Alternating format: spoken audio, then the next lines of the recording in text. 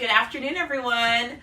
Welcome to How the Business is Played, live from Indianapolis at WNBA All-Star. My name is Sharice Williams, and I'm an award-winning marketing executive specializing in the business of sports and entertainment. And I am so excited to be here with someone who shares an alma mater with me because we both went to NC State University, but she's really known for all the boss work that she's doing as the Chief Marketing Officer of the Las Vegas Aces. So welcome, Deandra Duggans. Thank you. Come on, award-winning, yes. You know, listen, it's real. Like, I don't really like to say it, but It is a real thing. So, okay, I run a couple of awards.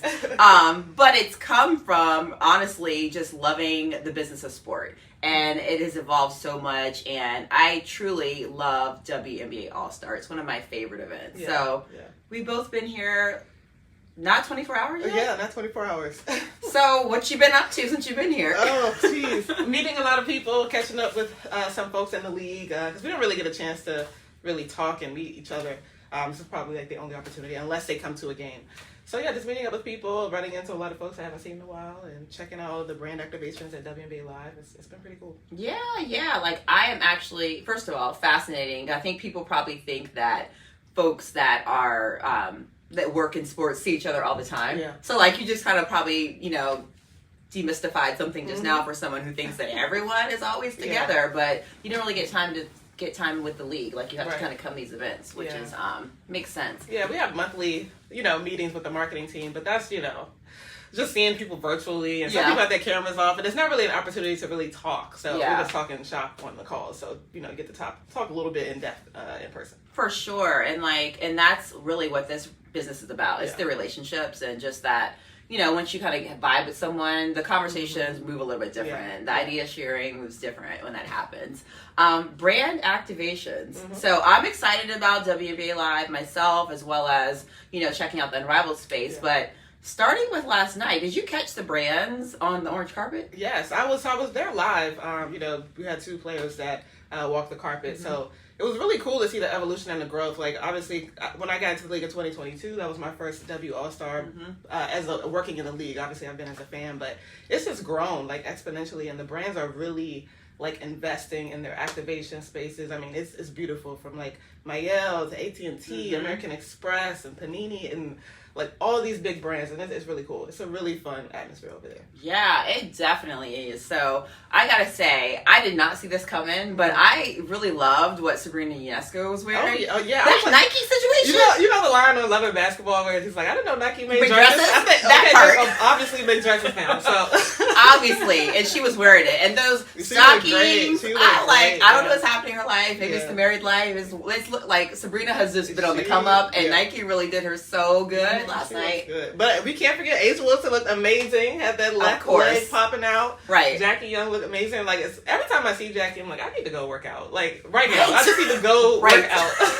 Absolutely, her body's banging. Yeah, for sure. Like, I absolutely love to see that, and I think Coach was also on the orange carpet. I think maybe Paige. I don't know. Let me not put that out there because I don't know for sure. But I just loved how, like, it's always hard when you're a brand to try to find a moment to really stand out. Yeah. And in particular, the reason Sabrina, not only does she look good, but the fact that Nike is known for, performance. And while there is lifestyle, we haven't seen that level of femininity. Yeah. So I thought that was really cool for them to bring that forward as just a little nugget reminder that may not be sold anywhere. Right. But you remember that Nike is for women. So I think that was a really smart job. And it was cool the way they changed up this year. They had everybody come out and they had their, runway moment. Yes. Got to talk about what they're wearing, how excited they are to be here, and then they, took their time down the carpet. So it was really cool. Yeah. I mean, the whole fashion and sport thing, like, at this point, we all know that it's synonymous. Yeah. So you're right. The orange carpet has definitely become, like, the staple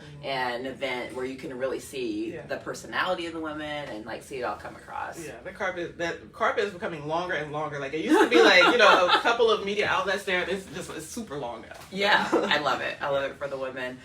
So W Live, like, I don't know how much you may have read up on any of the activations prior, but is there anyone in particular that you're like, I want to see what they got going on there? Nope, I didn't read up on anything. I just went and I was surprised. I just wanted to be surprised. I'm gonna tell you, it's a lot of like shooting competitions. So a lot of brands are doing shooting competitions. So if you're not prepared to make some logo threes to win some prizes, don't come. But yeah, but everybody's doing a really good job. Like it's beautiful to see. Like it's just so beautiful to see. It really is. So it's funny. I was talking with some folks last night, and I don't know how people are viewing it, but as I mentioned, like there's W Live happening, and there's Unrivaled headquarters, and it's super interesting because I feel like both have like some exclusive drops and various things happening. I personally am excited. Like I love to see brands that are like showing both locations love. So Under Armour, you know, where I spent some time working there, like they're going to be at Unrivaled. And they have this really cool drop they're doing with Round 21 that's exclusive there. And then they also will be at W Live with Kelsey Plum. And they are, because she did the smoothie special colorway, you know, shoot for her, the breakthrough that she wears. And so that's going to be on display with a smoothie truck. So that's going to be a lot of fun. I thought that was super creative. Yeah, that's pretty cool. I think, like, I don't really see it as competition between the two. I think it's, you know, Unrivaled is a great opportunity for our players to, you know, play out of season or during the off season and, you know, make money. But also to elevate their own brands too in the same way. So I think it's cool. I mean, I really think, like, they can play well in the sandbox. You know, one lifts the other, and I think it's great. Okay, so we're on the same page with that. You know, like streets, people have different points of view, but I agree. Like it's all uplifting the sport and the women, and ultimately they deserve so much. They bring so much, you know, entertainment and, you know, things for us. So it makes a ton of sense. And we support our players when they're playing there. So we are, you know, covering them the same way as if they were playing overseas. Yeah. Because you know it's about them. So. Well, to that point, I've been an Aces fan since y'all drafted Asia. Like, I just keep it 100, right? So, and obviously had a chance to work with both the Aces and Asia, you know, when I was running Mountain Dew. So, in your role, like, so Chief Marketing Officer role is new for you. So, you got promoted after about 3 months, 3 years there. Yeah. Months. Wow. That would be amazing. what an acceleration that would have been. 3 years there, like, how are you looking at the brand, the team, and, like, your role and what you're going to be doing there? I'm looking at it with a lot of potential. I feel like the WNBA and the Aces in particular are, you know, a challenger brand. So it's just a lot of potential, a lot of throwing things against the wall, seeing what sticks, taking a lot of things of what I've learned over the course of, you know, my years in the industry and seeing, you know, how we can apply it to the Aces and just seeing like just how far we can go. Because I think, you know, the W and the Aces in particular, like, we just have a lot of potential. I think there's a few teams that, you know, have tried to, you know, push against the status quo. I think if you want to name a few, it could be the Aces, the Liberty. You know, we're always kind of teetering against that line of what's permissible. Because if you don't, you know, if you don't push against it, then nothing will change. So, you know, we're going to continue to do that, continue to try new things, continue to be the rebels, I guess, but in a good way. Because if Kathy's watching, I don't want her to think we're breaking rules on purpose. I would like Kathy to be watching. I hope we are at the point where Kathy is watching, but there's good trouble, you know. But yeah, we want to obviously make sure we're in the confines of, you know, the parameters of what we're allowed to do. But we're going to continue to try to push the limits. Yes, I love that. And you spoke about like bringing things from other places because you were in the NFL before you came over there. So is there anything in particular that you think worked well over there that you either started to implement or you'd like to see implemented with Aces? When I got to the Aces, I think we had 7 people on staff, and now we've expanded. I think the biggest thing coming from the NFL is obviously a resource standpoint, but being able to see like how to build departments and how to build you know, strategies and see it executed on a really large level, like helps me to say, oh no, it's possible. We just have to make it work. And whether we have to bootstrap it or, you know, we kind of continue to push or do a little bit at a time, like, you know, bite off, you know, as much as we can chew at a time so we get to the bigger point. And that's just what we're going to do. So I think like that's been helpful because you can't really tell me no because I've seen it done. Yeah. So you can't tell me it's not possible. Which is how we get there. So yeah, that's been pretty helpful. That's awesome. Now I love your in-game experience. You guys have had been doing a really good job with that, you know, for a long time, and I know other teams are picking it up too. What's your favorite part around what you've been able to do there? Just really, I mean, they were doing a really good job before I got there, so I'm going to give them credit. You know, it's very Vegas centric, so we want to make sure that we're continuing to make it people feel like, oh, this is a Vegas experience, and you're not going to get that experience anywhere that you go. So we're constantly trying to think of new things, how we can, you know, be better. Because like you mentioned, like a lot of people are catching on, but their experience is going to be unique to that city. Yeah. So yeah, I think my favorite part is just how loud it is. Like, you know, we really lean into music. We lean into just, you know, environment, trying to create a party out of our games. So whether, you know, whether we're losing, and that has happened a little bit more than we like this year, which is not normal for our fans. Yeah. But we still want to make sure that people are having a good time because energy is transferred. So if the crowd is into it, their feet, pushing that energy off to our players, like they can pick up on that and give it right back. So we just want to make sure that our energy levels are always there. So, like, as you mentioned that, the season hasn't been exactly what you guys have wanted on the court. Like, obviously, you're used to winning championships.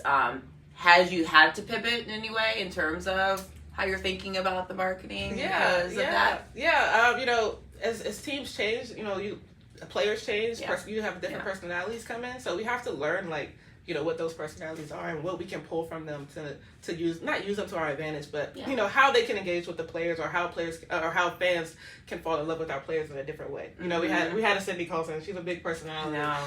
She did a lot for us, from a game entertainment perspective. But we have to figure out like what we can pull from the new players that are currently there and how they can play into that fan environment too. So that's kind of been the learning experience. Just kind of reimagining everything. Yeah.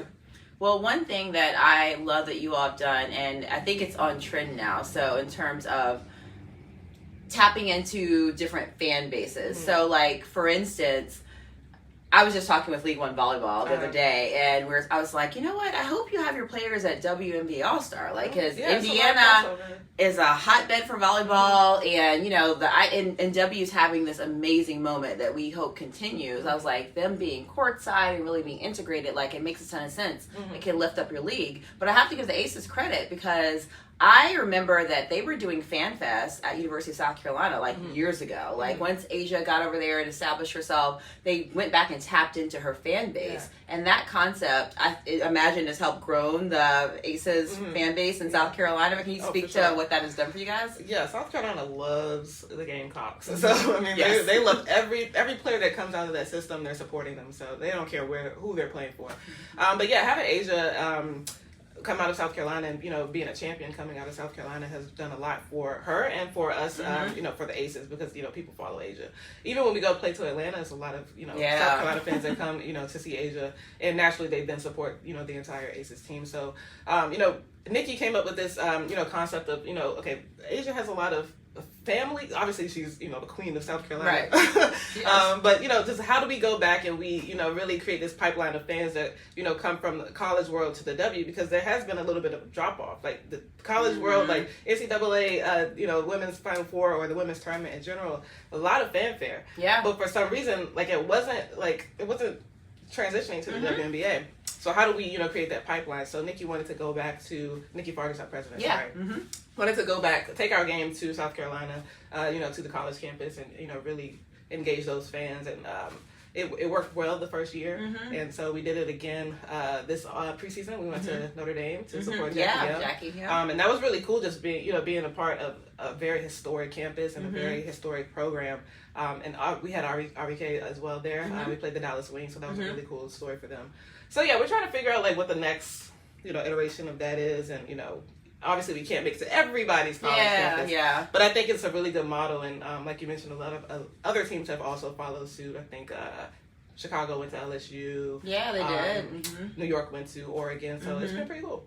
Yeah, I think that's really smart, and translation to my side of the world in terms of the brand side, I don't see enough of that myself. I'm thinking of if you're a sponsor, of an athlete, and and maybe you're supporting them and they're in the pro ranks, and maybe they don't, maybe they don't have anything competitive going on their campus. How can you connect those dots? And I just love that on the property side, team side, you guys are already thinking about that and making it happen. It makes a ton of sense to really tap in. Yeah, we only have 13 teams in the league, so now. Now obviously expansion is happening. So marketing territories are a little bit weird for us.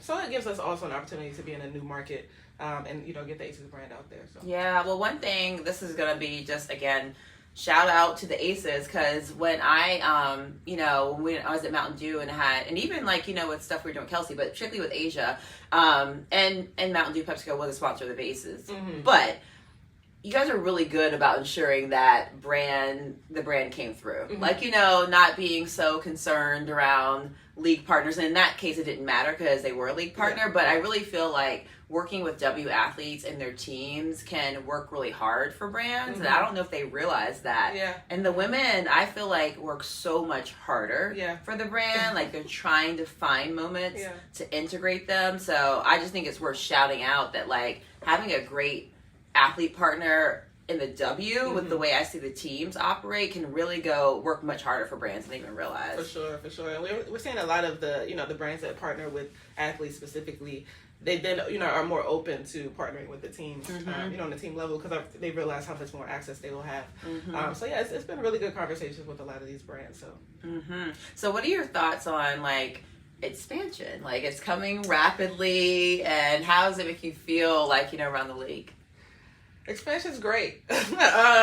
Obviously, more roster spots and more opportunities for women to play at the highest level is amazing. I think, what Golden State is doing in San Francisco, or excuse me, Oakland, San Francisco, I don't know where they are exactly, Bay Area. They are doing an amazing job over there. I think, they are kind of the model for what expansion should be. So I think it'll be pretty exciting to see what Portland does, what, Toronto does, and Cleveland coming back. And I think it's amazing. So I personally want to see Charlotte Sting come back. Right. We need some more teams in the South. Yes.